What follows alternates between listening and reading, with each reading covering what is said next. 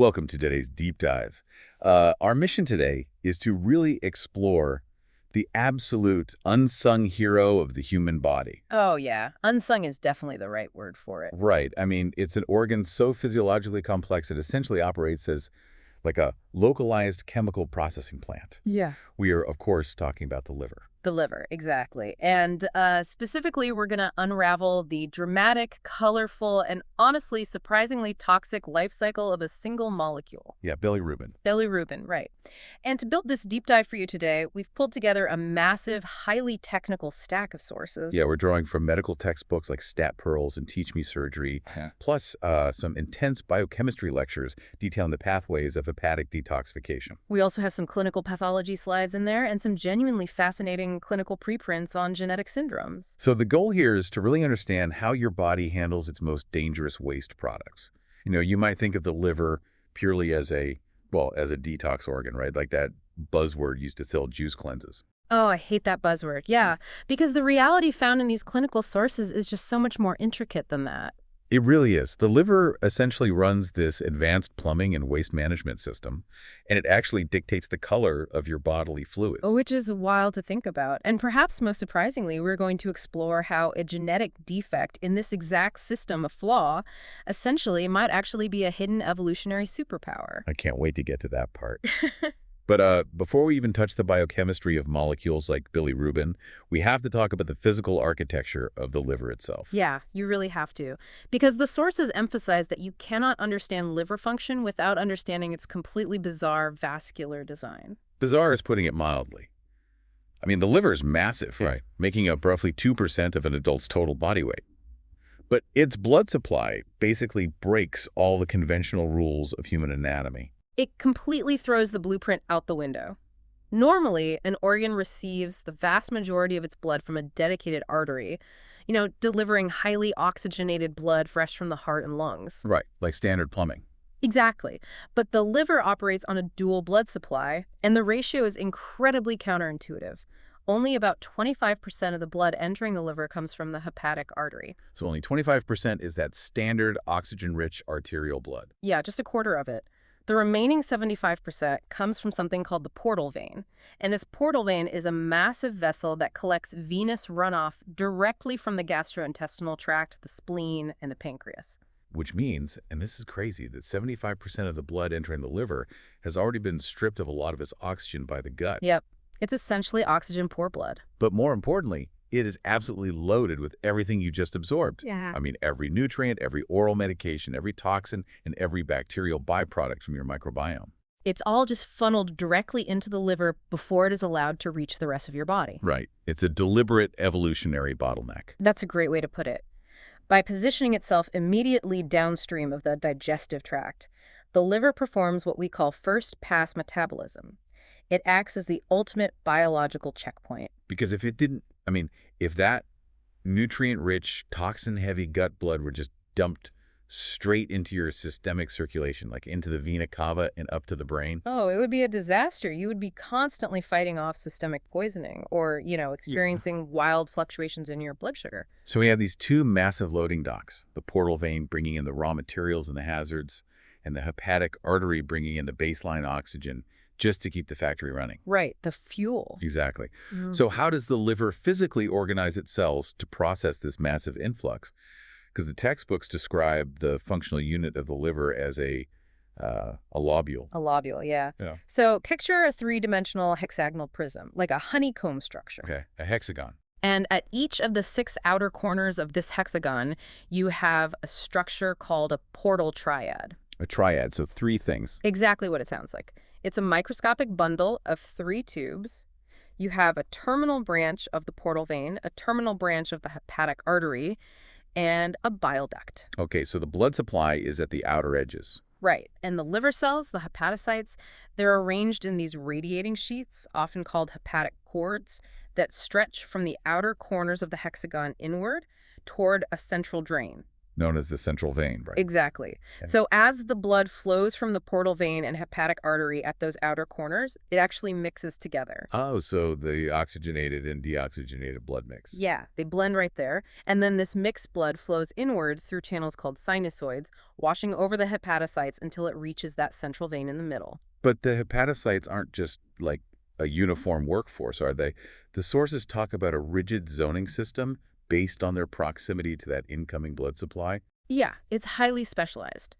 The lodule is divided into 3 distinct metabolic zones. So zone 1, which is the periportal zone, consists of the cells immediately surrounding the portal triad at the edges. So they get the first pick of everything. Exactly. Because they're the first to receive the incoming blood, they are bathed in the absolute highest concentration of oxygen and fresh nutrients. Which makes sense why zone I hepatocytes handle the most energy-intensive oxidative processes, like they're responsible for beta oxidation of fatty acids, creating new glucose through gluconeogenesis, cholesterol synthesis. All the heavy lifting that requires a lot of oxygen, they get the prime real estate. Right. Then the blood continues inward to zone 2, which is kind of a transitional mid-zone. Yeah, not much to say about zone 2, it's just the middle ground. But by the time that blood trickles all the way down to zone 3, which is the area surrounding the central vein, The oxygen levels have just plummeted. plunged. The cells in zones 3 and 2 have extracted almost all of it. Yet the sources indicate that zone 3, this incredibly oxygen-starved region, is tasked with arguably the most dangerous job in the organ. Detoxification, right, Yeah. and the biotransformation of drugs. Exactly. The architectural placement of zone 3 is brilliant, albeit a bit risky. You have to consider the overall objective of the liver here. Because that central vein in the middle of the lobule drains directly into the systemic circulation. Yes. Whatever enters that central vein goes straight to the heart and the brain. There's no turning back. Wow. So by placing the primary detoxification enzymes, the cytochrome P450 system, in zone 3, the liver ensures that toxins are intercepted at the very last possible millisecond before they can escape the organ. It really is a gauntlet. Yeah. The blood has to run this gauntlet of detoxifying cells before it hits the exit. But, that low oxygen environment makes zone 3 incredibly vulnerable. Vulnerable how? Like to suffocation. Yeah, ischemic necrosis.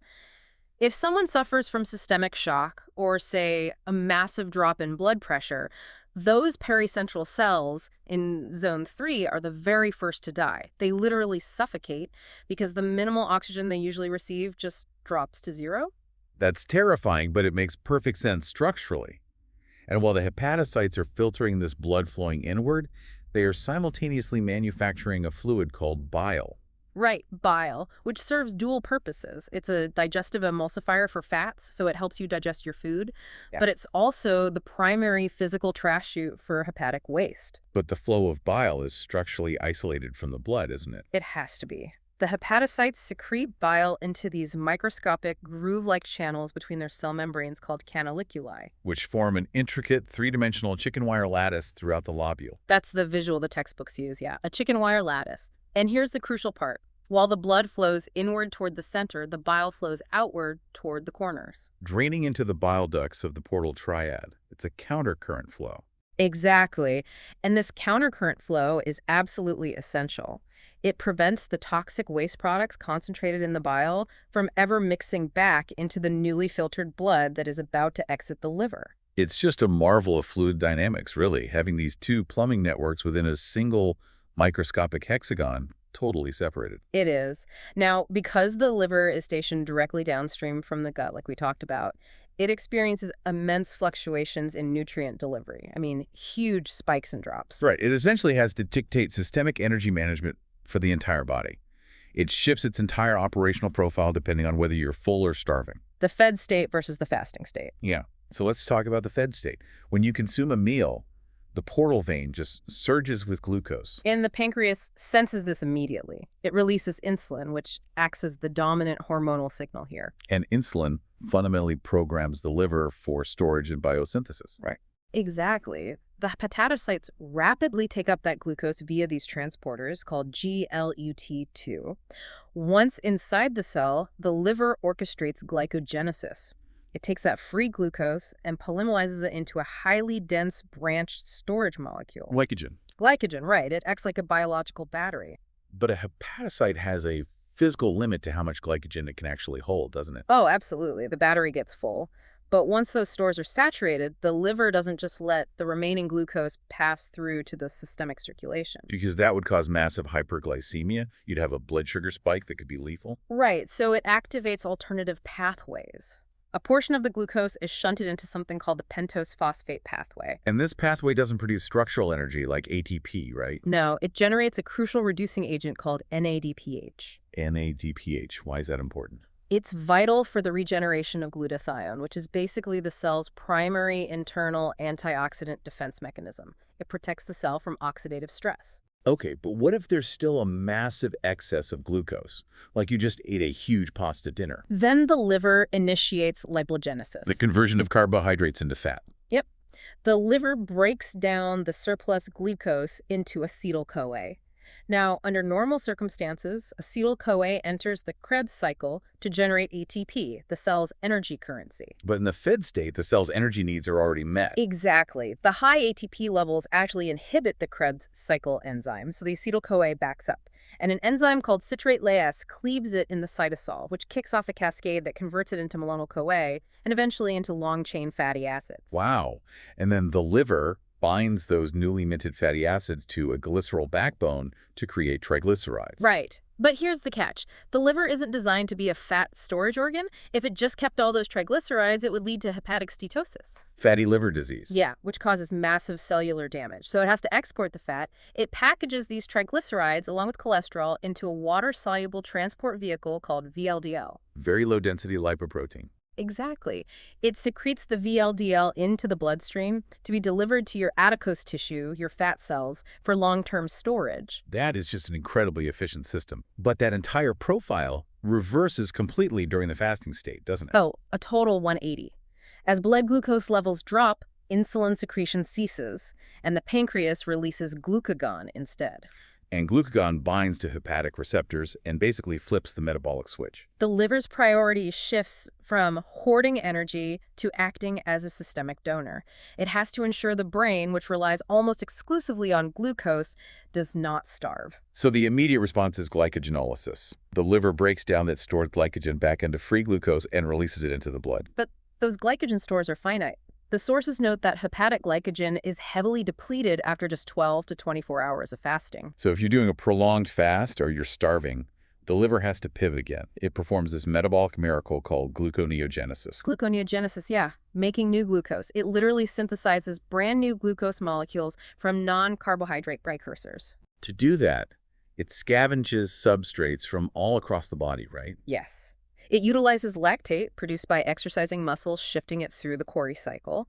It uses the glycerol backbone from the triglycerides that are being broken down in your fat tissue. And most significantly, it utilizes amino acids derived from the breakdown of skeletal muscle protein. Wait, let's look at the carbon math here for a second. If the body is already breaking down fat, why can't the liver just turn the fatty acids directly into glucose? Why does that have to eat its own muscle protein? That is a great question, and it comes down to a strict biochemical limitation in human metabolism. Fatty acids are broken down into 2 carbon units of acetyl-CoA. Okay. But the enzyme complex that converts pyruvate to acetyl-CoA is strictly unidirectional. Humans literally lack the enzymatic machinery to convert acetyl-CoA back into a precursor that can enter the gluconeogenesis pathway. Oh, wow. So it's a one-way street. Totally one way. Therefore, the massive energy locked in those fatty acids can provide the ATP to power the liver's machinery. But the actual carbon atoms needed to physically build the glucose molecule, they must come from the glucogenic amino acids found in proteins. That is fascinating. But breaking down amino acids for their carbon skeletons introduces a massive physiological hazard, doesn't it? It really does. When you catabolize an amino acid, you have to strip off the nitrogen-containing amino group.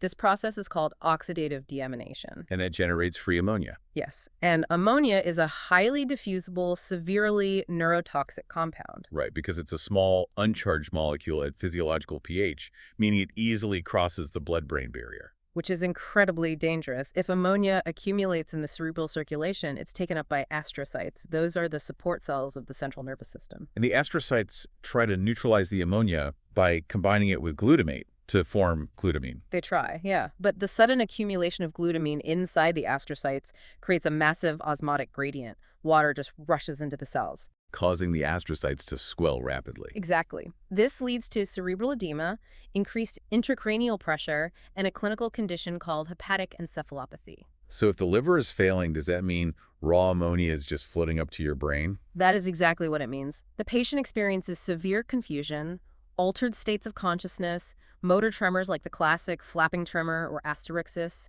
and ultimately coma and death. Wow. So how does a healthy liver prevent this neurotoxic catastrophe? By running the urea cycle. This is a complex, intensely energy-demanding pathway distributed between the mitochondria and the cytosol of the hepatocytes. So the liver aggressively captures the free ammonia, combines it with carbon dioxide, and enzymatically converts it into urea. Right. Because urea is highly water-soluble, electrically neutral, and vastly less toxic than ammonia. The liver secretes the urea into the blood, it travels to the kidneys, and it's filtered and excreted in the urine. The efficiency of the urea cycle just demonstrates that the liver is actively running a second-by-second life support system. It really is. If the hepatic architecture is destroyed by, say, cirrhosis, or if the portal blood is diverted around the liver, the urea cycle slows down, the ammonia levels spike immediately. You are essentially poisoned by your own protein breakdown. It's terrifying how fragile that balance is. Yeah. But beyond energy management and ammonia neutralization, the liver also operates as a relentless protein factory, doesn't it? Oh, a massive factory. The hepatocytes are responsible for synthesizing the vast majority of the proteins circulating in your blood plasma. And the most abundant of these is albumin. Albumin, yes. It constitutes roughly 60% of all plasma proteins. And its primary physiological function is the maintenance of oncotic pressure, also known as colloid osmotic pressure. Can you explain the physics of the capillary bed so we can understand why that matters? Yeah, it's basically plumbing physics. As your heart pumps blood, the hydrostatic pressure physically forces fluid out of the porous capillary walls and into the surrounding tissues. So it's pushing liquid out. Right. And if there were no counterforce pulling it back in, your blood volume would deplete rapidly and your tissues would just swell immensely. So albumin provides that counterforce. It acts like a sponge, right? That's a perfect analogy. Because albumin is a large, bulky protein, it cannot easily cross the semi-permeable capillary membrane. It remains trapped inside the vascular space. And according to the principles of osmosis, water will always move toward an area with a higher concentration of solutes. Exactly. The dense concentration of albumin inside the blood vessel creates an osmotic pull that draws the fluid back out of the tissues and back into circulation. So what happens when the factory shuts down? When the liver enters a state of chronic failure and albumin production plummets? That osmotic pull just vanishes. The sponges disappear. The hydrostatic pressure of the heart keeps pushing the fluid into the tissues, but nothing pulls it back. And that's when you see the clinical results like severe peripheral edema, where the legs swell massively. Or ascites, yeah, where liters of fluid literally weep out of the organs and pool in the abdominal cavity. It's incredible how much we rely on this one protein. But the factory output extends far beyond albumin, right? The liver synthesizes the critical glycoproteins involved in the coagulation cascade. Yes, specifically factors 2, 7, IX, and X. And the textbook sources specifically highlight that the synthesis of these 4 factors is heavily dependent on vitamin K. Right. The liver uses vitamin K as a cofactor to add a carboxyl group to glutamate residues on these proteins, allowing them to bind to calcium and function in clot formation. So if the liver is diseased, or if a patient has a severe vitamin K deficiency, perhaps due to malabsorption, those clotting factors are produced, but in an inactive state. Leaving the patient vulnerable to spontaneous, life-threatening hemorrhages. Exactly. Their prothrombin time elongates dramatically. And we also see the synthesis of acute phase reactants like C-reactive protein or CRP. Which acts as an early immunological warning system. Right. And the complement proteins, which circulate in the blood just waiting to punch holes in bacterial membranes, the sheer biosynthetic load is staggering. But while it's building all these life-sustaining macromolecules, the liver is simultaneously executing the mechanism that brings us to the core of today's deep dive. Phase 1 and Phase 2 detoxification. Yes, because the fundamental problem the liver has to solve is solubility. Solubility is everything. If a toxin, a drug, or a metabolic byproduct is highly water-soluble, it's actually relatively harmless in terms of accumulation. Because it just travels freely in the blood and the kidneys filter it straight into the urine. Exactly. You just pee it out. The danger lies in fat-soluble lipophilic compounds. Because lipophilic compounds dissolve effortlessly into the lipid bilayers of our cell membranes and accumulate in adipose tissue. They evade renal filtration entirely. If left unchecked, these compounds would just bioaccumulate over a lifetime, eventually reaching lethal concentrations. So the liver has to act as a molecular alchemist. It forcefully converts lipophilic hazards into hydrophilic water-soluble waste. And it achieves this through a two-step enzymatic gauntlet. Let's break down step 1. Phase 1. This is the preparation phase, driven primarily by the cytochrome P450 enzyme superfamily located on the smooth endoplasmic reticulum of zone 3 hepatocytes. Right, the zone 3 gauntlet we talked about earlier. Now, phase I doesn't completely neutralize the toxin. What does it do then? Instead, it utilizes chemical reactions like oxidation, reduction, or hydrolysis to expose or attach a reactive functional group on the molecule, like a hydroxyl or carboxyl group. The mechanism of cytochrome P450 usually involves using an iron center to split an oxygen molecule, incorporating one oxygen atom into the toxin and reducing the other to water. Yeah. Right? It essentially forces a polarity onto the otherwise non-polar hydrocarbon chain, but this creates a very precarious biochemical state. How so? Because exposing that reactive group often converts the original molecule into a highly reactive, unstable intermediate. In many cases, the phase I metabolite is actually significantly more cytotoxic and mutagenic than the parent compound. Wow. So it creates an epoxide or a free radical. It basically arms the bomb. That's exactly it. If the process stops right there, that reactive intermediate will immediately bind to cellular proteins or your DNA, causing massive cellular damage. So phase 2 has to occur instantaneously. Instantaneously. Phase 2 is the conjugation phase. The liver takes that newly exposed reactive chemical handle and attaches or conjugates a large, bulky, highly polar molecule to it. The liver utilizes various conjugation pathways, right? Like glucuronidation, sulfation, and glutathione conjugation. Yes. By covalently bonding this large, negatively charged tag to the intermediate, the liver permanently masks the reactivity and radically alters the physical properties of the molecule. So the toxin is now bulky, heavy, and extremely water-soluble. It's physically trapped. Trapped and harmless. It can then be actively pumped into the canaliculi to be excreted in the bile and removed in the feces, or released into the blood to be cleanly filtered by the kidneys. It's an incredibly elegant system, not just destroying toxins, but tagging them. And this brings us to the most visually obvious and clinically significant molecule the liver must process through phase 2 conjugation. Bilirubin. Bilirubin. The physiology of bilirubin really provides a perfect observable window into this entire waste management system. It does. And to understand bilirubin, we first have to look at the lifespan of a red blood cell. Erythrocytes. They circulate in the human body for roughly 120 days. Yeah, about 4 months. And as they age, their cellular membranes lose flexibility. They become stiff. And when these rigid, senescent red blood cells try to squeeze through the dense, microscopic, sinusoidal meshwork of the spleen, they become trapped. And once trapped, they are recognized and engulfed by splenic macrophages, the primary agents of the reticuloendothelial system. the macrophage basically breaks open the erythrocyte and extracts its cargo, hemoglobin. Right. Hemoglobin is then broken down into globin protein chains, which are recycled into amino acids, and the heme prosthetic group. And the heme group is this complex organic ring structure called a porphyrin, holding a central iron atom. The macrophage utilizes an enzyme called heme oxygenase to cleave this porphyrin ring, and the single enzymatic cleavage produces 3 distinct products. Okay, what are they? First, the iron is liberated and bound to transferrin to be recycled by the bone marrow.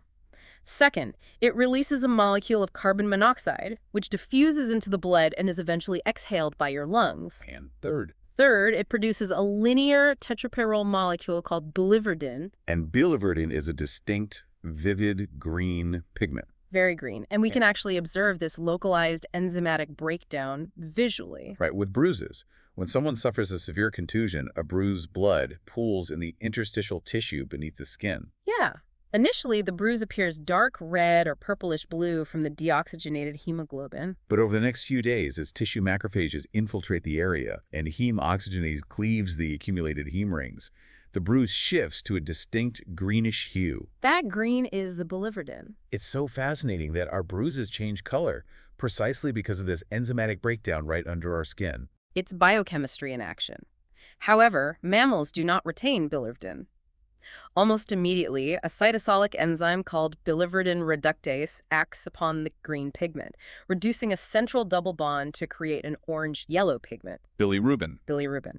But this reduction creates a massive physiological challenge. Because the newly formed bilirubin, known as unconjugated bilirubin, is intensely lipophilic. Completely fat-soluble due to internal hydrogen bonding that hides its polar groups from water. So if unconjugated bilirubin were released freely into the blood, it would immediately precipitate out into the tissues. Or worse, cross the blood-brain barrier, causing profound neurological damage known as kernicterus. So to safely transport this toxic, fat-soluble waste from the spleen to the liver, the body has to rely on the primary transport protein we discussed earlier. Albumin to the rescue again. Right. Unconjugated bilirubin binds tightly but reversibly to hydrophobic pockets on the albumin molecule. The albumin acts as a molecular chaperone. It shields the bilirubin from the aqueous environment of the blood plasma and prevents it from diffusing into tissues. So the albumin transports the unconjugated bilirubin straight to the hepatic sinusoids. And as the complex washes over the zoni hepatocytes, the bilirubin dissociates from the albumin and is actively transported across the basolateral membrane of the hepatocyte by specific organic anion-transporting polypeptides. The OATP family. Yep. Now, the thermodynamics of this exchange are really fascinating. The binding affinity of bilirubin to albumin is exceptionally high. They really want to stay together. So does the liver struggle to pull them apart? It does. Because of this tight hold, the liver is not highly efficient at extracting bilirubin. The first pass clearance rate is only roughly 20%. Wait, really? That means 80% of the bilirubin entering the liver just bypasses the uptake mechanisms and continues circulating in the blood. Yeah, it just keeps going around. Why would the body design such an inefficient extraction system? I mean, the sheer thermodynamic effort it takes to clear this stuff. It seems counterintuitive, right? But it acts as a necessary buffering mechanism.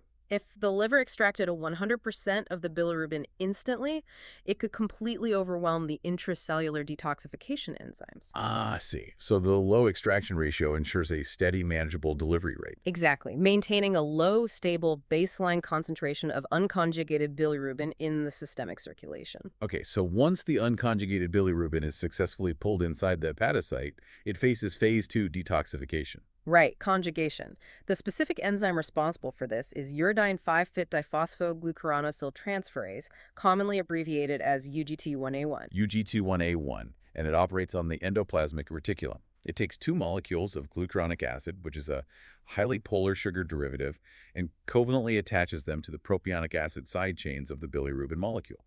This conjugation physically disrupts the internal hydrogen bonds of the bilirubin. And suddenly, the molecule is now conjugated bilirubin. It has been fundamentally transformed from a dangerous lipophilic hazard into a water-soluble compound. It's safe now. The hepatocyte then utilizes an ATP-dependent pump, the MRP2 transporter, to actively push the conjugated bilirubin across the canalicular membrane against a steep concentration gradient directly into the bile. Okay, so the bile, which is now rich with conjugated bilirubin, flows through the biliary tree, potentially storing and concentrating in the gallbladder before ultimately draining through the common bile duct into the duodenum of the small intestine. Right, into the gut. But the life cycle of the molecule does not end there. No, the plumbing system actually reveals its secrets in the bathroom. It really does. As the conjugated bilirubin travels through the small intestine, it encounters the vast ecosystem of the human microbiome. The gut bacteria. Anaerobic bacteria in the terminal ileum and the colon deploy specific enzymes, bacterial beta-glucuronatases, which cleave off those glucuronic acid tags we just put on. So they undo the liver's work. In a way, yeah. Yeah. The bacteria then progressively reduce the bilirubin molecule, converting it into a colorless group of compounds collectively called urobilinogen.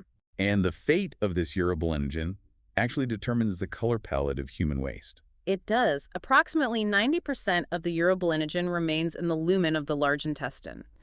As it moves toward the rectum, it undergoes spontaneous oxidation to form stercobilin. Stercobilin, which is a dark brown pigment. That's the one. It is the sole reason that healthy human feces possess a brown color. Which means the clinical implications of this are pretty profound. The color of the stool acts as a direct visual indicator of biliary patency, basically, whether your plumbing is open or blocked. Exactly.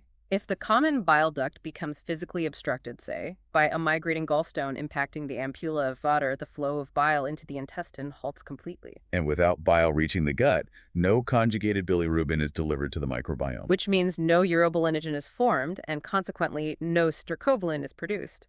So the stool loses its characteristic brown pigment. Right, resulting in what clinicians call an alcoholic stool. The feces become pale, resembling the color of clay or putty. Wow. An alcoholic stool is basically a blaring physiological alarm indicating a post-hepatic obstruction. A massive roadblock at the exit ramp. And the sources also detail an incredibly specific, much darker variation of this. The silver stool. Silver. Yeah. We have to look at the anatomy of the pancreas to understand this one. The head of the pancreas tightly wraps around the distal portion of the common bile duct. Okay. If a patient develops an adenocarcinoma in the pancreatic head, the expanding tumor physically compresses and strangles the bile duct. So this compression causes that classic alcoholic clay-colored stool because of the lack of stercobilin. Exactly. However, as the pancreatic tumor invades the mucosal wall of the duodenum, it can actually ulcerate and bleed. Oh no. So the blood mixes with the pale, putty-like alcoholic feces in the digestive tract. Yes. The combination of oxidized blood, which is called melena and usually looks black, and the white alcoholic stool produces a distinct metallic silver appearance. That's horrifying. It's a rare but truly chilling pathognomonic sign of a periampullary malignancy. Okay, so that accounts for the 90% of urobilinogen that remains in the gut and turns stool brown. What happens to the other 10%? The remaining 10% of the urobilinogen is highly lipid-soluble, so it is passively reabsorbed across the intestinal mucosa back into the portal venous circulation. Creating an enterohepatic circulation loop. Exactly. The vast majority of this reabsorbed urobilinogen is taken back up by the hepatocytes and just re-excreted into the bile. But a tiny fraction, maybe 1 to 2%, evades hepatic reuptake. It bypasses the liver, enters the systemic circulation, and eventually reaches the renal arteries. And because urobilinogen is a relatively small, unbound molecule, it is easily filtered by the glomerulus of the kidney into the tubular fluid. As the urobilinogen sits in the bladder or is exposed to air upon urination, it oxidizes into urobilin. Urobilin. And urobilin is a vivid yellow pigment. The entire reason human urine is yellow is the presence of this highly processed, heavily recycled remnant of destroyed red blood cells. That is just incredible. So the color of our urine is a direct readout of our hepatic filtration. It really is. Let me ask you this then. Let's analyze a specific clinical scenario. So what does this all mean for the listener? Say they look in the toilet and their urine is exceptionally dark, resembling the color of dark tea or Coca-Cola. Are they just dehydrated, or is their plumbing blocked? Mechanically, looking at the solubility of bilirubin, we have to evaluate the states of bilirubin in the blood to answer that. Unconjugated bilirubin, as we established, is bound tightly to albumin, right? Right, and the albumin molecule is far too large to pass through the fenestrated endothelium and the negatively charged basement membrane of the healthy renal glomerulus. Therefore, unconjugated bilirubin can never appear in the urine. It's just physically impossible. But conjugated bilirubin is different. Exactly. If there is a physical obstruction in the biliary tree, the liver continues to conjugate bilirubin, rendering it water-soluble. But the MRP2 pumps cannot push it into the high-pressure blocked bile ducts. Because the duct is full, so the pressure gradient reverses. Yes. The conjugated bilirubin leaks out of the hepatocytes through the basolateral membrane and regurgitates back into the sinusoidal blood. Wow. Now the systemic circulation is just flooded with conjugated bilirubin. And because it's water-soluble now, it does not need albumin. It just floats freely in the plasma. When it reaches the kidneys, the small water-soluble conjugated bilirubin easily passes through the glomerular filtration barrier into the urine. And the presence of bilirubin in the urine bilirubinuria turns the fluid a dark, frothy brown. The Coca-Cola urine. This provides an elegant, instantaneous diagnostic deduction. If a patient presents with dark urine and pale alcoholic stools, the clinical picture is completely clear. Because the liver is functioning perfectly at phase 2 conjugation, hence the water-soluble bilirubin in the urine, but a physical roadblock is preventing the bile from reaching the intestine, hence the lack of stercobilin in the stool. It's a brilliant, non-invasive diagnostic clue. But when that conjugated bilirubin backs up into the systemic circulation, it doesn't solely go to the kidneys, does it? It begins to diffuse into the peripheral tissues. Yeah, it deposits in the skin and the whites of the eyes, the sclera, causing scleral icterus or jaundice. Right, because bilirubin has a high affinity for elastin, a structural protein found heavily in those tissues. But as the Teach Me Surgery texts rigorously outline, jaundice is merely a symptom, not a diagnosis. Not all jaundice is created equal. To identify the point of failure, we have to classify the jaundice into three pathophysiological categories: prehepatic, hepatocellular, and posthepatic. So let's analyze the exact mechanisms of each category. Prehepatic jaundice occurs entirely upstream of the liver. The liver tissue is entirely healthy here. So what's the problem? The pathology lies in an overwhelming rate of erythrocyte destruction, massive hemolysis, like a traffic jam caused by too many cars entering the highway. Excessive red blood cell breakdown. So this could be triggered by an intrinsic red blood cell defect, like sickle cell anemia, or an extrinsic threat, like a malarial parasite rupturing the cells. Right. The splenic macrophages destroy red blood cells at a staggering rate, flooding the blood with unconjugated bilirubin. The albumin transports this massive payload to the liver. But the UGT1A1 conjugation enzymes become completely saturated. They're working at 100% capacity, but they just cannot keep up with the influx. Consequently, the unconjugated bilirubin begins to build up in the systemic circulation. A fractionated blood panel will show severe unconjugated hyperbilirubinemia. But crucially, the urine color remains entirely normal here. Right. Exactly. Because the excess bilirubin is unconjugated and bound to albumin, meaning it cannot cross the renal glomerulus. Okay, the second category is hepatocellular jaundice. Here, the failure is intrinsic to the hepatic lobule itself. Think of this as a broken toll booth. The hepatocytes are actively suffering damage or undergoing apoptosis. The etiology is broad: viral hepatitis infections, chronic alcohol toxicity, acetaminophen overdose, or advanced fibrotic cirrhosis. The architecture of the lobule just collapses. Yeah. Because the cells are damaged, both their ability to conjugate bilirubin via UGT1A1 and their ability to actively pump conjugated bilirubin into the canaliculi are compromised. This creates a mixed physiological picture. You'll see an elevation of both unconjugated bilirubin due to decreased uptake in conjugation and conjugated bilirubin due to decreased excretion into the damaged biliary tree. But the defining diagnostic markers here are the transaminases, AST and ALT. Aspartate aminotransferase and alanine aminotransferase. Let's delve into why these specific enzymes spike in the blood. They aren't secreted by the liver, are they? No, they are intracellular enzymes utilized in amino acid metabolism, housed entirely within the cytosol and mitochondria of the hepatocytes. So when a hepatocyte's membrane ruptures due to viral infection or toxicity, the contents of the cell spill directly into the sinusoidal blood. A massive elevation of AST and ALT on a liver function test is the biochemical signature of active, ongoing hepatocellular necrosis. And we have the third category, post-hepatic jaundice. This is the massive roadblock at the exit ramp we explored earlier with the ecolic stools. The liver tissue is healthy, conjugation is occurring, but the biliary plumbing is blocked downstream by a gallstone, a stricture, or a tumor. And the defining feature is the regurgitation of purely conjugated bilirubin back into the blood. The enzyme profile changes drastically compared to hepatocellular injury. AST and ALT elevations are minimal. Instead, the hallmark markers are ALP, alkaline phosphatase, and GGT, gamma-glutamyl transferase. Why do these specific enzymes rise during a physical blockage? It comes down to their cellular location. ALP and GGT are not floating in the cytosol of the hepatocyte.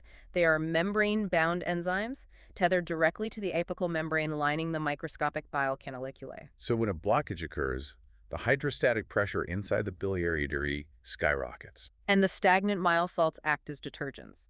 The combination of high pressure and bile salt toxicity physically stretches the canalicular membrane and cleaves ALP and GGT off the cell surface, washing them into the bloodstream. It's amazing.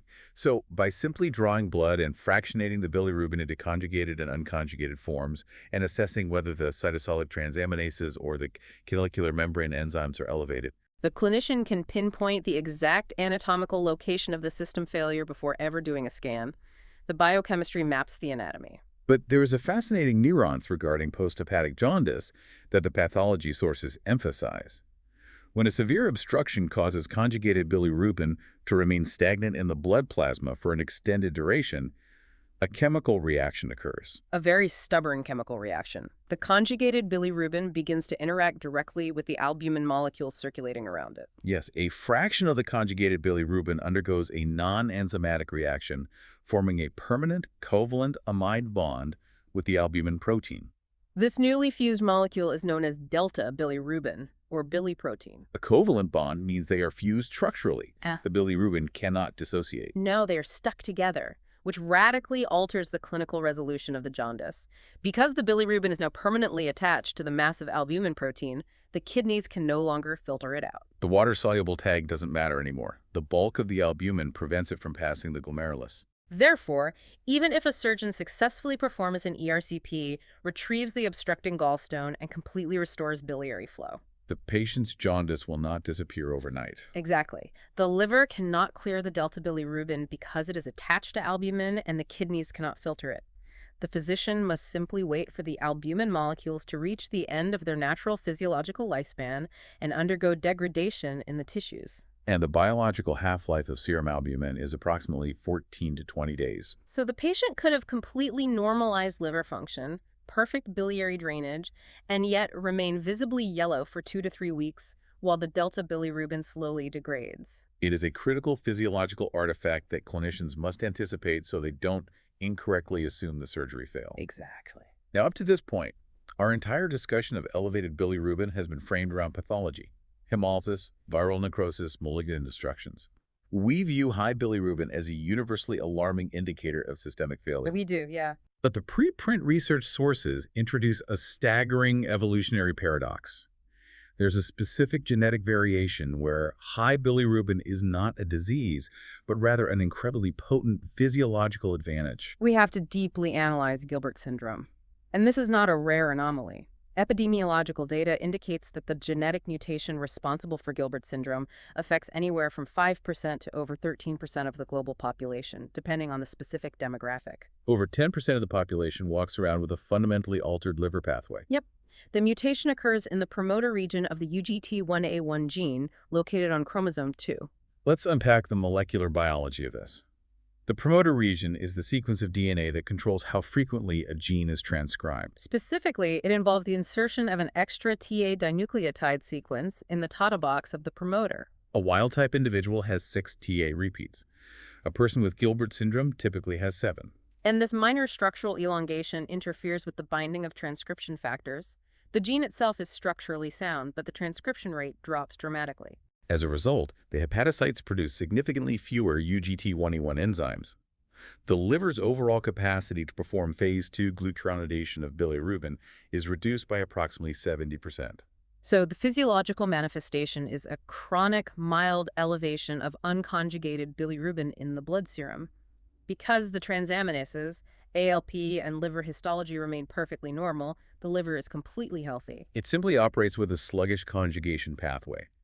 Patients with Gilbert's usually discover their condition incidentally on a routine blood test, or they notice a mild yellowing of their sclera during periods of physical stress. Right. When a person fasts, sleeps poorly, or fights off a viral illness, heme oxygenase activity increases, generating more bilirubin. The sluggish UGT1A1 enzymes cannot handle the sudden spike, and the mild jaundice appears. Historically, the medical community viewed Gilbert syndrome through a purely pathological lens. It was classified as a mild disorder that required reassurance, but was ultimately a deviation from normal health. However, recent massive longitudinal studies have completely upended this assumption. Here's where it gets really interesting. Are you saying that having a defective liver enzyme might actually make you healthier in the long run? I am. The paradigm shifted when researchers began to look at the biochemical properties of unconjugated bilirubin itself.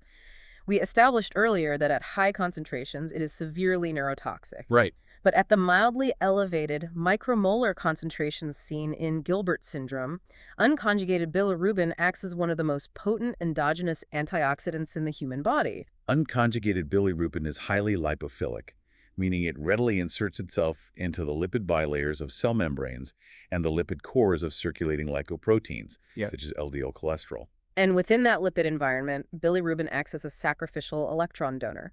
It intercepts and neutralizes reactive oxygen species and free radicals, actively preventing lipid peroxidation. Which is huge, because lipid peroxidation is the core driving mechanism behind atherosclerosis. When LDL cholesterol is oxidized by free radicals in the bloodstream, it's consumed by macrophages in the arterial wall, transforming them into foam cells. And these foam cells accumulate, creating the atherosclerotic plaques that narrow arteries and trigger myocardial infarctions. Because individuals with Gilbert syndrome have a continuous elevated concentration of this lipophilic antioxidant directly integrated into their circulating lipids, their LDL cholesterol is profoundly shielded from oxidation. The clinical data verifying this mechanism is astounding. The preprint studies show a statistically massive reduction in cardiovascular morbidity. Individuals with Gilbert syndrome actually exhibit significantly lower rates of coronary artery disease, lower incidences of ischemic stroke, and lower overall cardiovascular mortality compared to the general population. And the protective umbrella extends beyond vascular disease. The antioxidant suppression of systemic inflammation results in a reduced risk of developing metabolic syndrome, lower fasting blood glucose levels, and a decreased prevalence of type 2 diabetes mellitus. The defective liver enzyme is actually conferring a robust metabolic shield against the most lethal diseases of the modern world. It is a paradox. Which forces us to ask a crucial question about evolutionary biology. If having a sluggish UGT1A1 enzyme provides such massive protection against heart disease and diabetes, why didn't evolution select for this mutation universally? Why doesn't everyone have Gilbert syndrome? Because evolution operates on trade-offs. The UGT1A1 enzyme does not exist solely to conjugate bilirubin. It is a critical component of the phase 2 detoxification system for a wide array of exogenous compounds, including plant alkaloids, environmental toxins, and pharmaceutical drugs. So a person with Gilbert syndrome has a severely restricted capacity to clear these substances. They possess a profound cardiovascular superpower, but a severe pharmacological vulnerability. Exactly. The textbook pharmacology sources highlight specific, dangerous drug interactions. The most prominent example is irinotecan, a powerful chemotherapeutic agent used to treat colorectal cancer. Irinotecan is a prodrug. It is converted in the body to its active, highly cytotoxic metabolite known as SN38. And to survive the chemotherapy, the patient's liver must eventually neutralize SN38 by conjugating it with glucuronic acid using the UGT1A1 enzyme. So in a wild-type patient, the liver conjugates and clears the SN38 at a predictable rate. But in a patient with Gilbert syndrome, the sluggish UGT1A1 enzyme cannot clear the toxin fast enough. The SN38 accumulates to lethal levels in the blood. The active chemotherapy ravages the body, causing profound bone marrow suppression, severe neutropenia, leaving the patient vulnerable to fatal infections and massive gastrointestinal toxicity. A standard dose of this drug can be catastrophic for someone with a specific genetic variation. They must be given much lower doses. This brilliantly illustrates the evolutionary balance. The elevated bilirubin provides exceptional protection against the chronic, slow-burning inflammatory diseases of aging. But it leaves the individual highly vulnerable to acute toxicity from environmental or pharmaceutical compounds that demand rapid phase 2 glucuronidation. Let's retrace the immense physiological journey we've undertaken today. We began by dissecting the unique, counterintuitive architecture of the hepatic lobule. We explored how the liver intentionally positions its most crucial detoxification enzymes in the hypoxic environment of zone 3 to ensure absolute first-pass filtration of the toxic portal blood flowing from the gut. We examined the liver's role as the supreme metabolic regulator, transitioning dynamically from the insulin-driven storage pathways of glycogenesis and lipogenesis to the life-saving glucagon-driven pathways of gluconeogenesis. We broke down the mechanics of the urea cycle and how the liver physically prevents the nitrogen stripped from amino acids from swelling the astrocytes of the brain. We tracked the heavy industrial manufacturing of albumin to maintain the osmotic pressure of our capillaries. And we mapped the complex two-step process of phase I oxidation and phase 2 conjugation.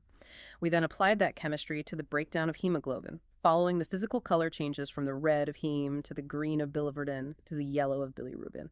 We traced the flow of that conjugated waste through the enterohepatic circulation, discovering how microbial reduction in the gut ultimately produces the stercobilin that colors our stool brown and the urobilin that colors our urine yellow. We analyzed how mechanical failures in this plumbing manifest diagnostically, from the colic stools of a posthepatic obstruction to the heavily elevated transaminases of hepatocellular necrosis. And finally, we explored the staggering evolutionary paradox of Gilbert syndrome, a genetic variation that reduces hepatic function, yet blankets the cardiovascular system in a potent, life-extending lipophilic antioxidant. It really forces a complete reframing of how we interpret physiology. When we look at a standard biochemical profile, we are conditioned to view any value outside the established reference range as a pathological defect that requires immediate correction. Right. We see an abnormality and our instinct is to aggressively normalize it. But as the biochemistry of Gilbert's syndrome so elegantly demonstrates, sometimes a metabolic variation that we label as an error is actually a highly sophisticated evolutionary adaptation. That is profound. It leaves us with a truly provocative question to consider regarding modern medicine. As we look at the vast array of biochemical markers we test for every day, what other seemingly abnormal traits might we be attempting to cure that are actually secretly protecting us right now? A brilliant reminder that human biology is infinitely more complex and resourceful than the strict parameters of our textbooks. Thank you for joining us on this exhaustive exploration of the chemical heart of the human body. Keep questioning the mechanisms, keep looking deeper into the chemistry, and keep exploring the deep dive.